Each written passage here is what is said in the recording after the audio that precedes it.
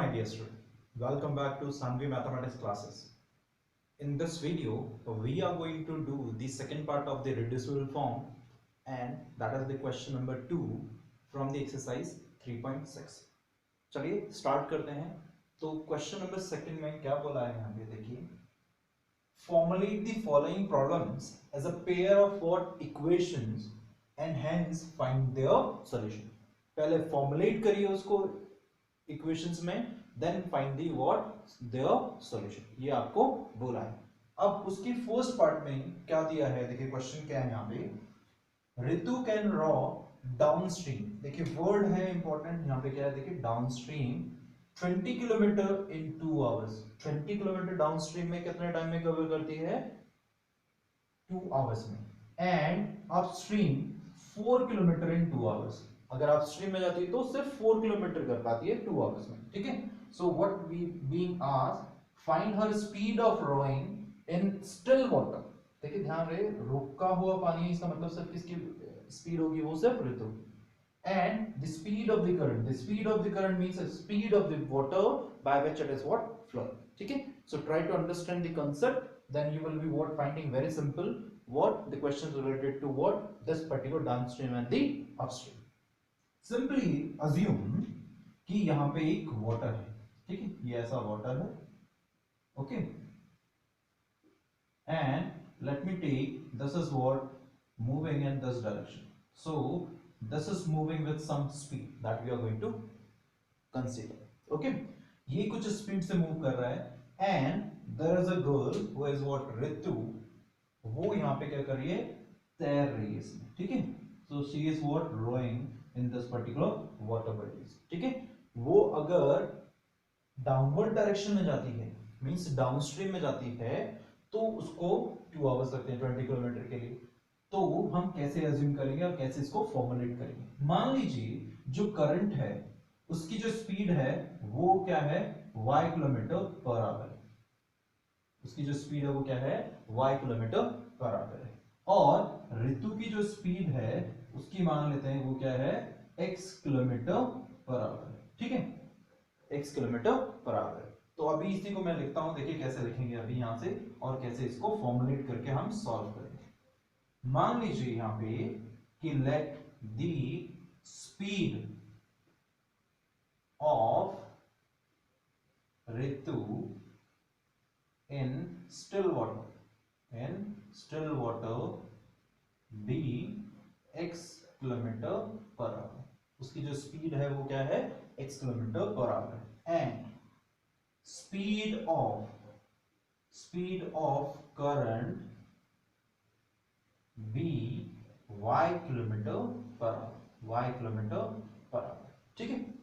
अभी ध्यान से देखिए बच्चों कि जब भी हम क्या करते हैं, कभी ऊपर की तरफ अगर हम तैर रहे हैं तो उस टाइम पे हमारे रिजल्टेंट स्पीड कैसे पता चलेगी हमें, जो भी सामने से कोई भी चीज है, चाहे एयर हो या वाटर है, वो जिस स्पीड से फ्लो हो रहा है, जब तक हम उसको ओवरकम नहीं करेंगे तब तक हम आगे नहीं जा सकते. इसका मतलब क्या है, रिजल्टेंट स्पीड जो होगी उसको ओवरकम करने के बाद ही होगी. मतलब उसको क्या करेंगे, हम सब्ट्रैक्ट करेंगे जब भी हम ऊपर की डायरेक्शन जा रहे हैं. तो सेम केस यहां पर है कि अगर हम अपस्ट्रीम में जाते हैं तो रिजल्टेंट स्पीड क्या होगी आपकी, जो ऋतु की स्पीड है उसमें से माइनस करेंगे किसकी स्पीड को, स्पीड ऑफ द करंट. जब हम डाउनस्ट्रीम में जाते हैं तो इसका मतलब क्या करता है, वाटर के अगर हम नीचे की तरफ जा रहे हैं तो वाटर की स्पीड जो हमारी स्पीड को वो क्या होगी, एड अप हो जाएगी. तो रिजल्टेंट स्पीड क्या होगी, speed of the person plus speed of the water. ठीक है. तो वही चीजें हम अब यहां पे लिखेंगे. देखिए, तो अगर मैं बोलता हूं डाउनस्ट्रीम की बात करूंगा, डाउनस्ट्रीम में क्या होगा, जो रिजल्टेंट स्पीड होगी, रिजल्टेंट स्पीड क्या होगी, यहां डाउनवर्ड है, इसका मतलब जो दोनों की स्पीड है वो क्या हो जाएंगे, एड अप हो जाएंगे. मतलब ऋतु की स्पीड क्या है, x किलोमीटर पर आवर है, और वाटर की क्या है, y किलोमीटर पर आवर. तो रिजल्टेंट स्पीड जो होगी वो क्या होगी, x plus y kilometre per our हो जाएगी. ठीक है. बात समझ में आ गई होगी आपको. अभी यही केस अगर मैं किस में करता हूं, अपस्ट्रीम में लेता हूं. अपस्ट्रीम में क्या होगा, जो रिजल्टेंट स्पीड होगी वो क्या होगी, ऋतु की resultant speed, it will B upstream में, तो जब तक वाटर की स्पीड ओवरकम नहीं है तब तक आगे नहीं जा सकते। अगर वो आगे जा रही है इसका मतलब क्या है, जो रिजल्ट स्पीड है वो क्या होगी, x minus y kilometre per hour. Okay, ये बात समझ में आ गई। अब देखिए फर्स्ट केस अगर हम कंसिडर करें, सो फर्स्ट केस में क्या है, Ritu is what able to row 20 kilometre in 2 hours. कितना, 20 किलोमीटर इन 2 आवर्स। ठीक है, तो रिजल्टेंट स्पीड अगर मैं डाउनस्ट्रीम की बात करूं, ये मेरी क्या है, डाउनस्ट्रीम में रिजल्टेंट स्पीड क्या है, x plus y kilometre per hour है। तो हमारे पास में एक फॉर्मूला है, देखिए स्पीड का। स्पीड क्या होती है, हमारी फिजिक्स में पढ़ा होगा आपने, speed is equal to what, distance upon क्या होता है, टाइम होता है। डिस्टेंस अपॉन क्या होता है, टाइम होता है। तो इसके अकॉर्डिंगली अगर मैं इसकी स्पीड निकालूं, तो स्पीड क्या हो जाएगी, डिस्टेंस हमारा 20 किलोमीटर है और टाइम कितना है यहाँ पे 2 आवर्स है। So according to first condition, जो डाउनवर्ड केस है, ये कौन सा है, मैं यहां पे लिखता हूं, ये कौन सा है, डाउनवर्ड है या डाउनस्ट्रीम है। तो डाउनस्ट्रीम में स्पीड जो है वो क्या है, x plus y kilometre per hour है। अब ये जो है वो 20 किलोमीटर किया है उसने डिस्टेंस, और कितने टाइम में किया है, 2 आवर्स में। तो स्पीड क्या हो जाएगी, डिस्टेंस अपॉन टाइम मतलब 20 अपॉन 2। इसको कैंसिल आउट करेंगे, यहाँ पे कितना हो जाएगा 10। सो आपकी फाइनल इक्वेशन जो होगी वो क्या होगी, x plus y is equal to what, 10। ये आपकी हो गई first equation according to the first condition. Okay, अब बात करते हैं हम सेकंड कंडीशन। देखिए अकॉर्डिंग टू सेकंड कंडीशन, वो हमारा कौन सा है, आप ये अपस्ट्रीम का है। कौन सा है, अपस्ट्रीम का है।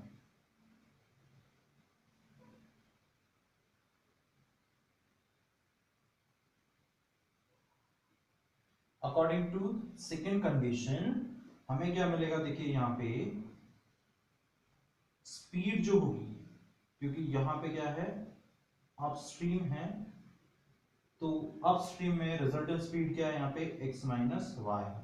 और ये हमारा सेकंड केस में क्या है, 4 किलोमीटर इन 2 आवर्स। तो 4 किलोमीटर डिस्टेंस हो गया और टाइम कितना हो गया आपका 2। So this will cancel out this. सो यहां से मिलेगा क्या आपको, x minus y is equal to क्या हो जाएगा, 2 हो जाएगा। तो ये आपकी क्या हो जाएगी, ये नेक्स्ट इक्वेशन बन जाएगी। इस इक्वेशन को मैं बोलता हूं कि ये मेरी इक्वेशन क्या है, 2 है। ओके, आ रही है बात समझ में। देखिए सिंपल कंसेप्ट, डाउनस्ट्रीम है, डाउनस्ट्रीम में स्पीड जो होगी वो resultant speed x plus y होगी, अपस्ट्रीम में स्पीड जो होगी वो x माइनस वाई होगी। इसके जो गिवन डेटा है, अगर यहाँ पे डिस्टेंस दिया, टाइम दिया है, तो मेरी स्पीड मिल जाएगी। डाउनवर्ड में जो मिलेगी वो क्या होगी, 20/2 हो जाएगी। वैसे अपवर्ड में क्या होगा, आपका डिस्टेंस क्या अपवर्ड है 4 किलोमीटर और टाइम आपका 2 किलोमीटर, तो उसकी स्पीड कितनी हो जाएगी, 2 हो जाएगी। दोनों को इक्वेट कर देंगे तो आपकी दो इक्वेशंस मिल जाएगी। ठीक है, अब बात करते हैं इनके सॉल्यूशन की। ये आपका क्या हो गया, फॉर्मुलेट हो गया अभी। ठीक है, अब इसका क्या करते हैं, हम सॉल्यूशन की बात करते हैं। तो पहली इक्वेशन में यहाँ पे लिख लेता हूं। पहली इक्वेशन आ गई आपकी x plus y is equal to 10 है।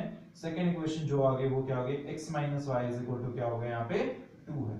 देखिए यहाँ पे y के कोएफिशिएंट सेम है और उनका साइन भी क्या है, अपोजिट है। So better you eliminate the y first. ठीक है, ये ऐड करेंगे, ये कैंसिल आउट हो जाएगा।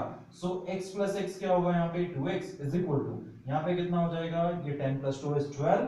सो x will be equal to 12 upon 2। ये कैंसिल आउट होगा, यहाँ पे कितना होगा 6, यहाँ पे 1। सो x की वैल्यू कितनी आ जाएगी, 6 आ जाएगी। ओके, ये बात आपको समझ में आ गई। अब बात करते हैं देखिए y की, तो किसी भी एक इक्वेशन में पुट करते हैं। सो यूज करते हैं इसको, using x is equal to 6 in which equation, in equation 1। First equation में हम यूज करते हैं, तो यहां पे x की वैल्यू क्या हो जाएगी, 6 plus y is equal to what, 10।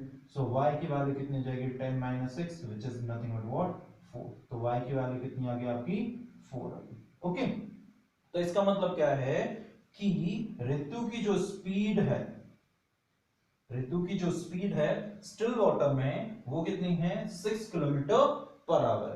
And the speed of the current या speed of the water is nothing but what, 4 kilometre per hour. So word problem है, सो एंड में लिखना है। देयरफॉर या hence Ritu, Ritu's speed in still water is 6 kilometer per hour and speed of current is 4 kilometre per hour. ठीक है, that's all with the question number 1। Hope so it's very clear to everyone. ठीक है, तो चलिए अब move करते हैं question number 2। देखिए what question number 2 says, two women and 5 men together finish an embroidery work in 4 days। कोई embroidery का काम है, उसको ये 2 वुमेन और 5 वुमेन एक साथ मिलकर कितने दिन में खत्म करते हैं? 4 दिन में खत्म करते हैं। वैसे ही अगर 3 वुमेन हैं और 6 man, they will finish it in the 3 days. कितने दिन में खत्म कर देंगे? वो 3 डेज में खत्म कर देंगे। सो पूछा गया है आपको, find the time taken by one woman alone to finish the work. अगर सिर्फ एक ही वुमेन अगर काम करती है तो उसको कितना टाइम लगने वाला है, ये आपको बताना है। और आपको क्या बताना है, अगर सिर्फ ये एक आदमी ही अगर करता है तो उसको कितना टाइम लगने वाला है। ठीक है, तो इस क्वेश्चन को हम देखिए कैसे टैकल करेंगे। देखिए बहुत इंपॉर्टेंट कंसेप्ट है और सिंपल कंसेप्ट। ठीक है, देखिए अगर मैं बात करता हूं time taken by the one women, तो उसको मैं अज्यूम करता हूं वो क्या है हमारा, कोई एक अननोन वेरिएबल। ठीक है, let the time taken by a women alone be x days. मान लीजिए कि उसको कितना टाइम लगने वाला है? एक्स डेज लगने वाला है।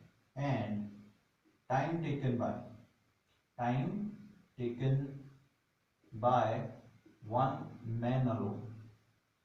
मैन अलोन बी और वाई डेज। उसको कितने दिन लगने वाले हैं? समझिए कि वाई डेज लगने वाले हैं। ठीक है, तो मैं क्या करूंगा, पहले इफिशिएंसी फाइंड करूंगा। इफिशिएंसी मतलब क्या है कि पर्टिकुलरली अगर एक वुमेन काम करती है एक दिन के लिए तो वो कितना पार्ट उस वर्क का खत्म कर पाएगी। ठीक है, फिर से मैं रिपीट करता हूं। देखिए मैं क्या करूंगा, यहाँ पे इफिशिएंसी फाइंड करूंगा वन वुमेन की as well as the one man. कैसे फाइंड करते हैं? देखिए वहां पे कि आपको एक दिन का कितना पार्ट एक अकेली वुमेन फिनिश कर देती है एक दिन में, तो वो आप कैसे निकालेंगे? देखिए, so part of work finished by one women alone, वो कैसे में पता चलेगा हमें? टाइम टेकन कितना है? ये एक्स डेज है अगर, तो इसकी इफिशिएंसी या part of the work which will be what finished in one day. ठीक है, part of the work finished bye one woman alone in one day, सिर्फ एक दिन की बात कर रहे हैं, वो कितना हो जाएगा आपका 1/x। पूरे काम का इतना पार्ट सिर्फ एक वुमन खत्म कर देगी एक दिन में। Similarly and part of work finished by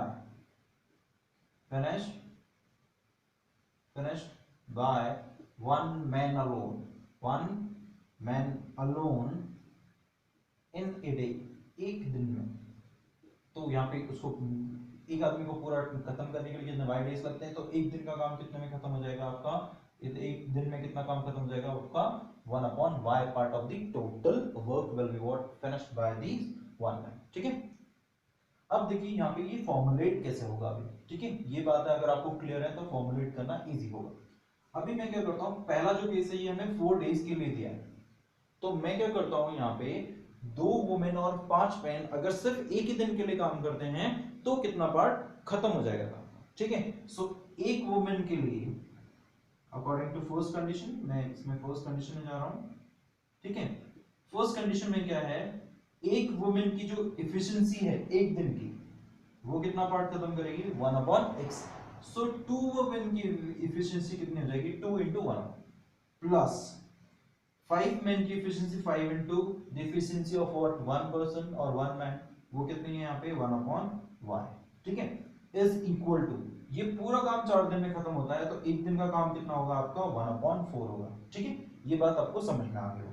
तो ये आपका हो गया इक्वेशन नंबर 1। ठीक है, अब वैसे ही सेकंड केस के अकॉर्डिंगली अगर मूव करें, according to your second case, second case में कितने कितने लोग हैं यहाँ पे, there are what 3 women and 6 men. So 3 into efficiency of 1 woman which is what 1 upon x plus कितने मैन है 6 man and the efficiency of 1 man is what 1 upon y is equal to, अब यहाँ पे देखिए यहाँ पे कितना है आपका 3 days है, तो एक दिन का काम कितना हो जाएगा आपका 1/3, ये आपकी हो जाएगी सेकेंड इक्वेशन। ठीक है, अब देखिए यहाँ पे जो वेरिएबल्स हैं वो कहाँ पे हैं, आपके डिनोमिनेटर में आ रहे हैं, मतलब 1 upon x है, तो यहाँ पे क्या करेंगे हम रिड्यूस करेंगे इन इक्वेशंस को into pair of what linear equations. तो यहाँ पे सब्स्टिट्यूशन क्या लेता हूं मैं, पुट 1 upon x की जगह पे पुट करते हैं u और 1 upon y की जगह पे क्या करते हैं v पुट करते हैं, तो जो आपकी फर्स्ट इक्वेशन है वो क्या हो जाएगी, it will be what 2 into u plus 5 into v is equal to कितना होगा 1/4 हो जाएगा। ठीक है, ये मेरी हो जाएगी इक्वेशन नंबर 3। वैसे ही जो आपकी थर्ड सेकंड इक्वेशन है वो कैसे आ जाएगी आपकी 3 into u plus 6 into what v is equal to कितना होगा 1/3, ये आ गई आपकी फोर्थ इक्वेशन। ठीक है, अब इन दोनों को सॉल्व करेंगे, पहले हमें u और v मिल जाएगा, फिर हम उससे x और y निकालेंगे। देखिए यहाँ पे फर्स्ट इक्वेशन में मैं किसको एलिमिनेट करता हूँ, सिंपल है, मैं पहले एलिमिनेट करता हूँ किसको, u को, u को एलिमिनेट करते हैं। u को एलिमिनेट करने के लिए देखिए इनके कोएफिशिएंट्स क्या है 2 और 3 है, जो कि क्या है को प्राइम्स है, तो पहले वाली इक्वेशन को मैं सेकंड जो इक्वेशन है उसमें u के कोएफिशिएंट से मल्टीप्लाई करूंगा, मतलब किससे मल्टीप्लाई करूंगा 3 से। सेकंड इक्वेशन में फर्स्ट u में जो कोएफिशिएंट है उसके कोएफिशिएंट से मल्टीप्लाई करूंगा, वो क्या है आपका 2 है। ओके, सो इक्वेशन कैसे रिड्यूस होगी, 3 से 3 into 2 कितना हो गया 6u प्लस 3 into 5 कितना हो जाएगा 15v इज इक्वल टू, यहाँ पे मल्टीप्लाई करेंगे तो कितना आ जाएगा 3 into 1/4 इज व्हाट 3/4, ये होगी मेरी इक्वेशन नंबर 5। वैसे ही 2 से मल्टीप्लाई करेंगे 2 into 3 कितना हो जाएगा 6u प्लस 2 into 6 कितना हो जाएगा 12v is equal to 2 into 1/3 कितना हो जाएगा 2/3। होप सो ये आपको क्लियर है।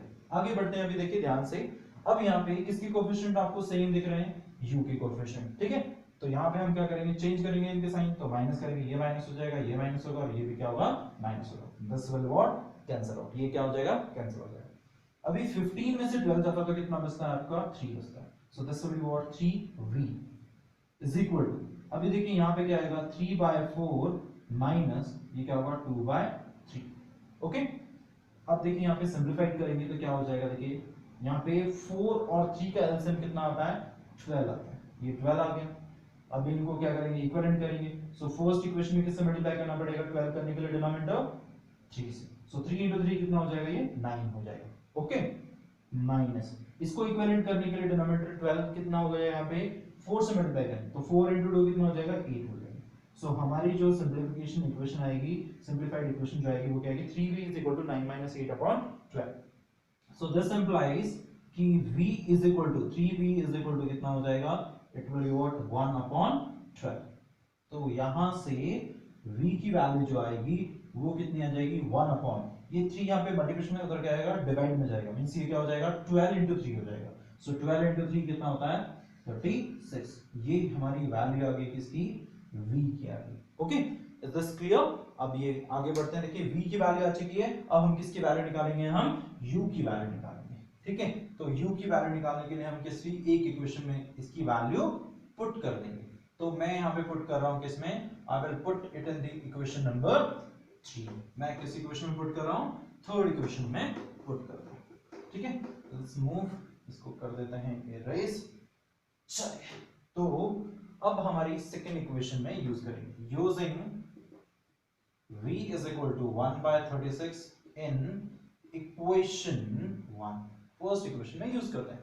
तो यहाँ पे क्या हो जाएगा, देखिए ये हो जाएगा 2 into u प्लस यहाँ पे क्या हो जाएगा 5 into 1/36 ऐसे इक्वल टू कितना आ जाएगा यहाँ पे 1/4 हो जाएगा।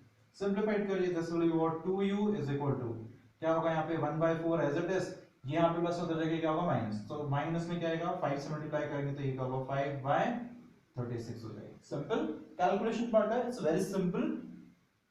अभी देखिए 4 और 36 का एलसीएम कितना आता है 36 आता है। ठीक है, अब यहाँ पे किससे इक्विवेलेंट करने के लिए, इसका डिनोमिनेटर 36 करने के लिए किससे मल्टीप्लाई करना पड़ेगा 9 से, क्योंकि 9 4 से कितना आता है 36 होता है। So this will be what 9 minus, ये वैसे ही रहेगा क्योंकि उसका डिनोमिनेटर ऑलरेडी 36 है, ठीक है। सो यहाँ पे आएगा 2u is equal to 9 minus 5, कितना हो जाएगा देखिए 9 माइनस 5 कितना हो जाएगा 4, और यहाँ पे क्या होगा आपका 36, and this is what 2u, 4 1 जब 4 होता है और 4 9 जब कितना होता है 36 होता है। So it implies 2u is equal to कितना हो जाएगा 1 अपॉन 9 हो जाएगा। सो u की वैल्यू क्या होगी देखिए यहाँ पे 2 मल्टीप्लाइड में है, इस तरफ शिफ्ट करेंगे तो डिवाइड में आएगा, मींस 9 into 2 हो जाएगा, means it will be what 1 upon 9 into 2 is what 18। तो u की वैल्यू कितनी आ जाएगी आपकी 18 आ जाएगी, ठीक है। क्लियर है यहाँ तक। अब हमें लेकिन u और v तो चाहिए नहीं, हमें तो जो वेरिएबल्स हैं वो कौन से हमारे ओरिजिनल वेरिएबल्स जो हैं वो x और y के हैं। तो अभी हम क्या करेंगे उसको रीसब्स्टिट्यूट कर देंगे उसमें, ठीक है। तो रीसब्स्टिट्यूशन करेंगे तो क्या वैल्यूज आ जाएंगे देखिए आगे।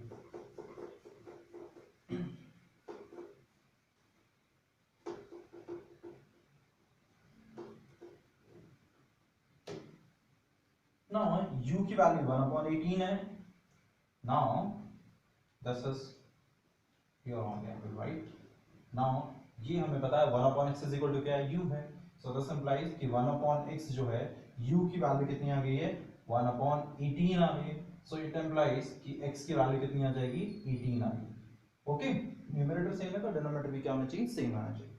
वैसे ही यहाँ पे अगर देखें 1/y इज इक्वल टू क्या है v की वैल्यू कितनी आ गई थी 1/36, ठीक है। तो 1/36, सो न्यूमरेटर सेम है, सो y की वैल्यू कितनी आ जाएगी 36 आ जाएगी, ठीक है। ये हमारे वैल्यूज निकल गई x और y की, बट हमने x और y क्या अज्यूम किया था, x is about the number of days taken by the one woman alone, ठीक है। Hence the time taken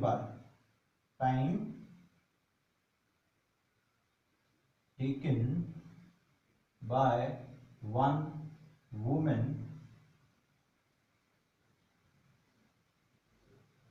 alone and one man alone to finish the work as what 18 days and 36 days respectively। Okay देखिए अब question number 3 में क्या बोला है, Ruhi travels 300 kilometre to her home partly by train and partly by bus. Ruhi जो है अपने घर के लिए जो कि डिस्टेंस कितना है 300 किलोमीटर है, वो पार्टली ट्रेन से ट्रैवल करती है और पार्टली बस से। पहला जो केस है she takes what 4 hours if she travels 60 km by train and remaining is what 300 minus 60 मतलब 240 km by बस। तो 60 किलोमीटर अगर ट्रेन से ट्रैवल करती है और 240 किलोमीटर किससे ट्रैवल करती है अगर बस से, तो उसको कितना टाइम लगता है 4 आवर्स लगते हैं, ठीक है। अब वैसे ही सेकंड केस में क्या बोला है, अगर वो ट्रेन से डिस्टेंस जो ट्रैवल करती है वो 100 किलोमीटर है और बाकी का बचा हुआ मतलब कितना 300 माइनस 100 मींस 200, वो किससे ट्रैवल करती है बस से, तो उसको 10 मिनट ज्यादा लगेंगे, ठीक है। मतलब पहले 4 आवर्स लग रहे थे, अब कितना लगेंगे 4 आवर्स एंड 10 मिनट्स लगेंगे, ठीक है। तो अब इसको कैसे फॉर्मुलेट करेंगे हम देखते हैं। हमें क्या फाइंड करना है यहाँ पे स्पीड ऑफ ट्रेन और स्पीड ऑफ बस सेपरेटली, तो जो हमें पूछा है वो हम पहले अज्यूम करेंगे, चलिए। So let the speed of train be x kilometre per hour, कितनी स्पीड है उसकी x kilometre per hour, and speed of bus be y kilometre per hour, ठीक है। अब देखिए इसको फॉर्मुलेट करेंगे पहले एक कंडीशन को। फर्स्ट कंडीशन में देखिए क्या बोला है, फर्स्ट कंडीशन में मान लेते हैं ये a और b है जो कि डिस्टेंस हमारा पूरा कितना है 300 किलोमीटर, ठीक है। अब यहाँ पे ये पॉइंट सी है, यहाँ तक का जो डिस्टेंस है वो कितना है 60 किलोमीटर और बाकी बचा हुआ मतलब कितना है 240 किलोमीटर, ये बचा डिस्टेंस है, ओके। तो यहाँ पे ये बचा हुआ डिस्टेंस आपका क्या है 240 किलोमीटर, ठीक है। तो अब हम क्या करेंगे, इस केस को फॉर्मुलेट करेंगे किसमें इक्वेशन में। तो पहले देखिए आपने पढ़ा होगा ये स्पीड का फॉर्मूला, फिर से लिखता हूं मैं, क्या है यहाँ पे, डिस्टेंस अपॉन क्या होता है, टाइम होता है। सो यहाँ पे मुझे टाइम दिया तो मैं टाइम कैलकुलेट करूंगा यहाँ से, तो टाइम क्या होगा यहाँ से, time will be what, distance upon क्या हो जाएगा, स्पीड हो जाएगा। ओके, डिस्टेंस अपॉन स्पीड हो जाएगा।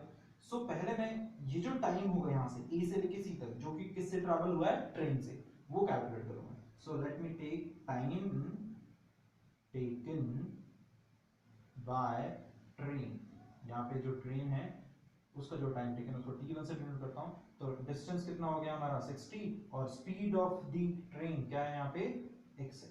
तो इसको कितना टाइम लगेगा, 60 अपॉन x आवर्स लग जाएंगे। ठीक है, वैसे ही टाइम टेकन बाय बस, उसको मैं t2 से डिनोट करता हूं। तो बस से डिस्टेंस ट्रैवल कितना हो रहा है, 240, और स्पीड क्या है बस की, y किलोमीटर पर आवर है। तो ये जो आपका टाइम लगेगा वो कितना हो जाएगा, 240 अपॉन y आवर्स। ओके, तो अकॉर्डिंग टू फर्स्ट कंडीशन क्या हो जाएगा यहाँ पे, जो टाइम लगने वाला है मतलब t1 प्लस t2 वो कितना होगा, 4 आवर्स होगा। ठीक है, सो सिंप्लीफाई करेंगे यहाँ पे, तो t1 की जगह पे क्या आएगा आपका, 60 अपॉन x आ जाएगा, प्लस ये क्या होगा, 240 अपॉन y हो जाएगा, इज इक्वल टू क्या आ जाएगा, 4। ये मेरी हो गई फर्स्ट इक्वेशन। ठीक है, अब वैसे ही सेकंड कंडीशन देखिए, अभी सेकंड केस में क्या हो रहा है, यहाँ पे डिस्टेंस ये a ये b, यहां तक का कितना है टोटल, ये है आपका 300 किलोमीटर। ओके, अब आगे बात करें इसकी, तो पार्टली अगर सी तक है, यहां से इतना डिस्टेंस जो है वो कितना है, 100 किलोमीटर है, जो किससे ट्रैवल किया है, ट्रेन से ट्रैवल किया।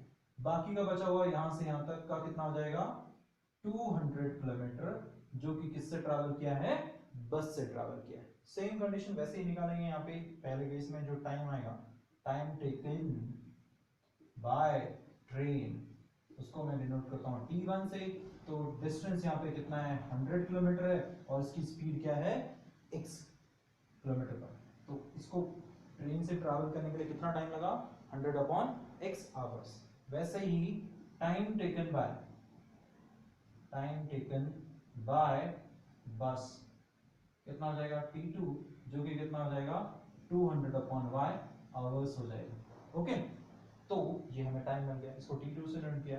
तो अब क्वेश्चन के अकॉर्डिंग टू सेकंड कंडीशन क्या मिलेगा यहाँ पे, t1 प्लस t2 जो है वो कितना हो जाएगा आपका, 4 आवर्स और 10 मिनट एक्स्ट्रा लग रहा है। तो 10 मिनट्स मतलब क्या होगा, ये 10 मिनट्स ऐसा लिख देता हूँ पहले।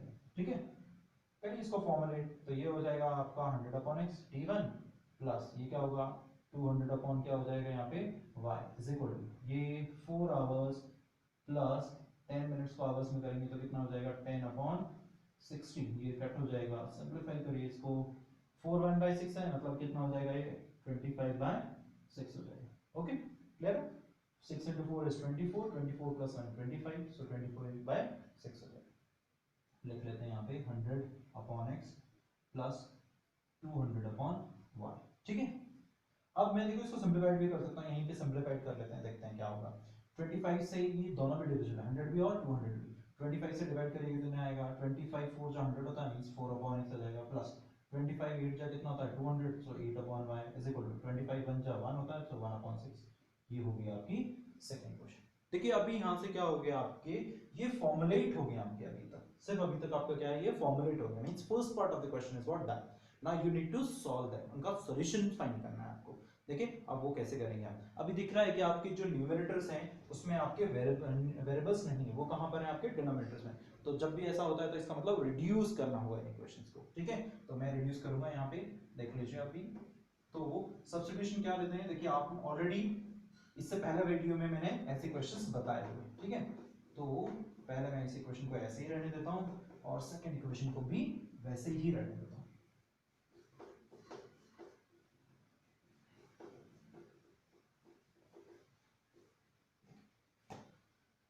तो हम यहाँ पे पुट करेंगे 1 अपॉन x को u पुट करते हैं और 1 अपॉन y को क्या पुट करते हैं, v पुट करते हैं। तो पहली जो इक्वेशन होगी वो क्या होगी, 60u plus 240v is equal to कितना हो जाएगा 4। ये हो गई मेरी थर्ड इक्वेशन। ओके, अभी नेक्स्ट इस इक्वेशन में पुट करते हैं तो ये क्या होगा 4 into u plus 8 into v is equal to कितना होगा 1/6। ये हो गई आपकी फोर्थ इक्वेशन। तो अब एलिमिनेट करेंगे, देखिए यहाँ पे अब आपके वेरिएबल ये किस में रिड्यूस हो गई, equations in what linear, in a pair of what linear equation two variables. तो क्या करेंगे, देखिए यहाँ पे सबसे सिंपल मुझे क्या रहेगा एलिमिनेट करना। ठीक है, पहले को यू का एलिमिनेट करते हैं। तो देखिए 4 है यहाँ पे और 60 है, 4 और 60 का एलसीएम कितना आएगा 60, 4 से डिविजिबल है पूरा। सो इसका मतलब ये 1 से मल्टीप्लाई होगा और यहाँ पे किससे मल्टीप्लाई करेंगे 4 से डिवाइड करिए 60 को, कितना आएगा 4 1 1 और ये 5। तो सेकंड इक्वेशन को किससे मल्टीप्लाई करेंगे हम 15 से मल्टीप्लाई करेंगे।